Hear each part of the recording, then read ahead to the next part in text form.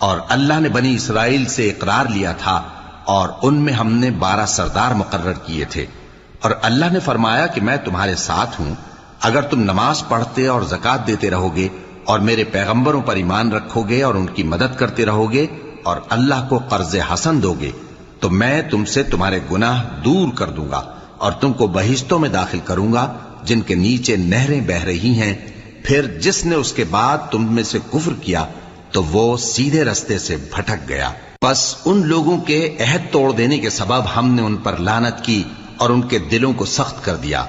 ये लोग कलिमात किताब को अपने मकामात से बदल देते हैं और जिन बातों की इनको नसीहत की गई थी उनका भी एक हिस्सा फरामोश कर बैठे।